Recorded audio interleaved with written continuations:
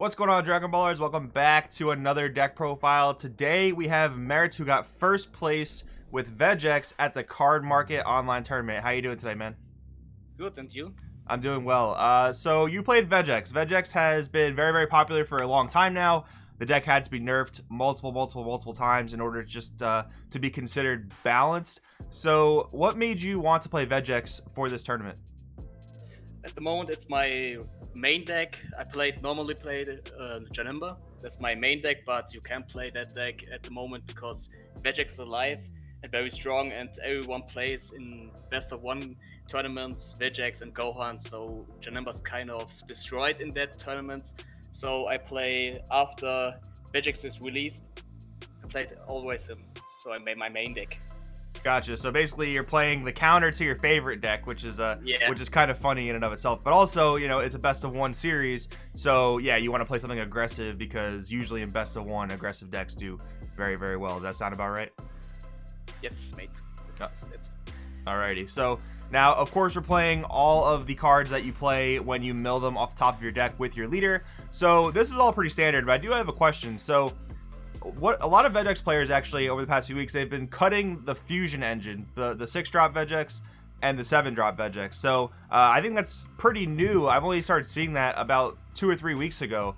So maybe you could explain that for people who are, I'm actually very curious about it. Maybe you could explain that for the people that are curious. Why are players cutting those fusion Vegeks? The Vegeks engine is only good in the mirror matchup because my playstyle on this deck was kind of like a storm deck, and I play turn two kill turn, and then when you tap out the 6-drop for the free energy, it's too much. You can invest that energy for a double strike or a human extinction boo and something like that. The Vegeks engine is only good in the mirror matchup, and in the other matchups they're not that great. Yeah, that makes sense too, especially when blue and green are so popular as well. I mean, you know, God-Sealing Trunks will just make you waste 3 energy essentially, and actually so will Charismatic Villain Frieza. So I guess it makes a lot of sense. Maybe it'd be worth side decking, possibly, if you expect to mirror match a lot, but I suppose it makes a lot of sense when you put it that way. So, all right, going on. This is another very standard engine in the deck. Trunks Elite Descendant brings out your Vegeta Reluctant Reinforcements, which then mills you 5 more cards. And then later on, you can sacrifice the Vegeta Reluctant Reinforcements to play your Black Mass Sand Splintering Mind. So your ratios here are a little bit interesting to me. So I play Vegeks a lot at the beginning of this format, and I never thought I needed 4 Vegeta Reluctant Reinforcements because Trunks would always just play it from the deck, right? So are you trying to do this combo multiple times, or do you just really want to be consistent? Why do you play 4 Vegeta? First, it's for the consistency, and second, it's for I play some games against blue, against slow matchups. I play 2 of the Trunks for turn 1 and turn 2, and sometimes you have the problem. First, I played 3-3 from the Black Mask and Vegeta, but you have problems like you have 2 on your life or 1 in your life and 1 on your hand, and you milled 1, so you don't have any targets to play with the Trunks. So I maxed out the ratios for the Vegeta and the Trunks, and the Mass Sane, you always see it. It's good on 3, but you can max up it to 4. Gotcha. So you definitely recommend keeping Vegeta at 4 then? Yes. Gotcha. So this combo in particular, it's one of the things that's very unique to Vegeks, right? The ability to play the Black Mass Sand, warp 2 of your life, warp 1 of your opponent's life. How often did the Black Mass Sand Splintering Mind like just outright win you the game?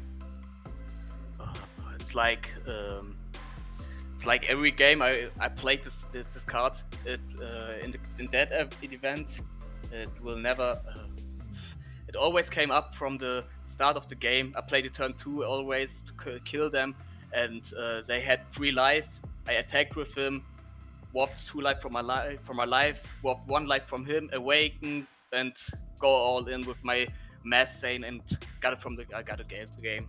Gotcha. So this deck then, this type of Vegeks deck definitely revolves around this engine very heavily then. Yes, I see. That's the core engine. When these cards are nerfed or like errated or banned, Vegeks, it's not that strong anymore. That's core engine. Gotcha. Okay.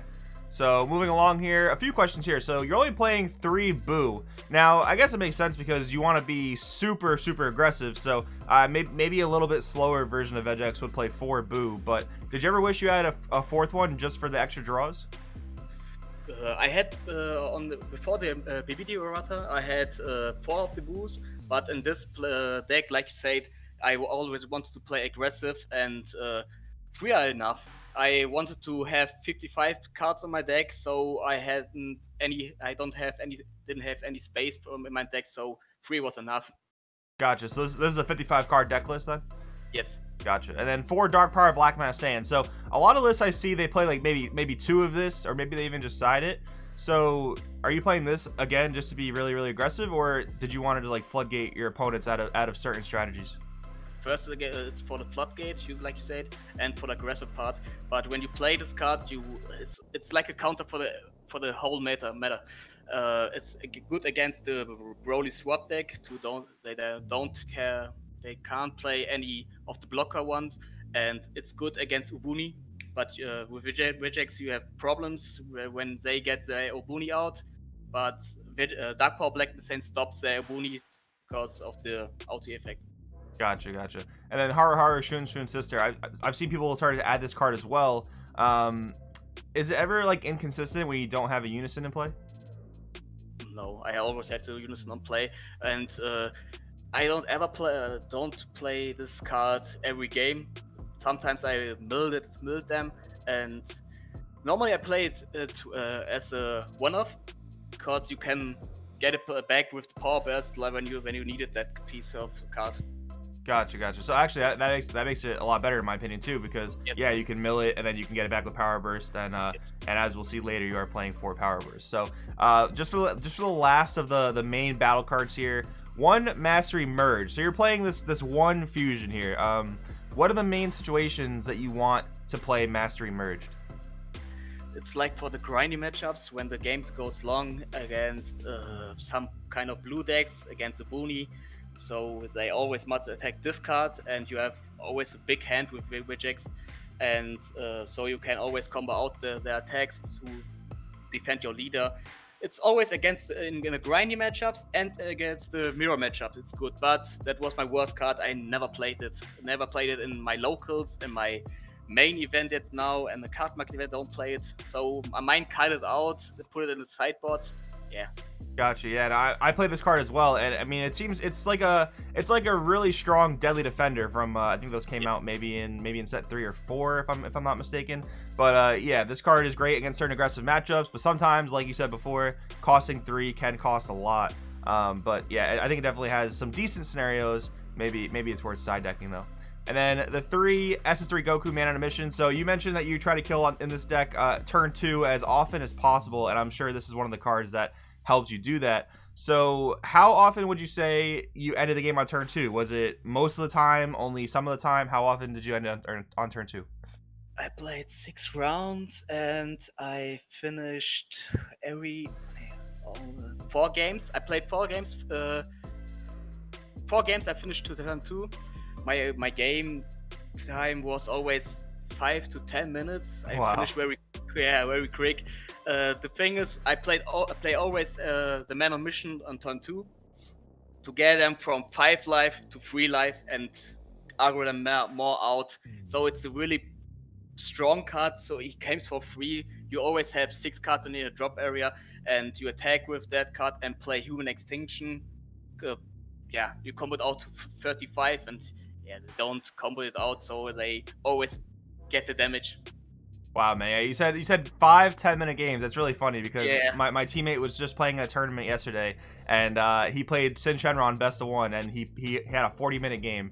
Wow, that's really funny. So I was trying to play it quick. Like my favorite player is Dehan Hardesty. He plays very quick, and so it's like my favorite player. I try to play quick like him. Gotcha. And then 4 of the Vegeta Super Combo. What do you think about Bibbidi in this meta?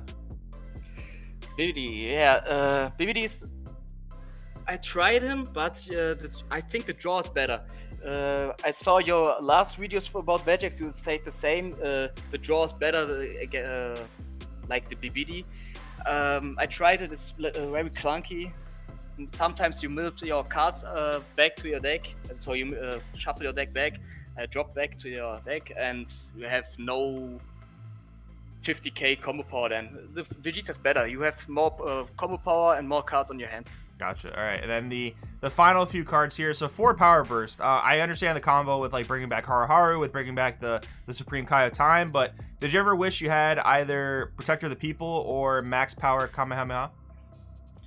I play the other Goku. I wished would play the other Goku that is the making entrance Son Goku. It's on the 1-drop counter attack.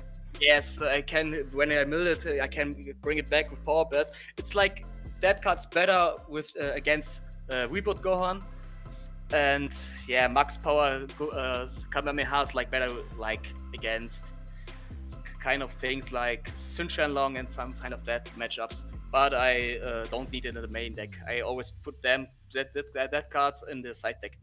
Gotcha. And then Majin Buu, Extinction Attack, and Further Instruction Champa make perfect sense, so I don't really need to ask about those. So overall, man, any final shout outs you want to get out there? Yeah, shout out to my gem community. We are kind of little like the states. States are bigger. You have more players, a bigger community. We are kind of growing up community, but yeah. I have shout out to my team, 9Life, and shout out to Dehan, who taught me a bit of this deck, and John. Yeah, that's my shout outs. Awesome, man. Yeah, keep the community going over there. I mean, we want to see this game all over the world, so definitely keep it up out there. And thank you for your time, and we'll see you next time. Yeah, see ya.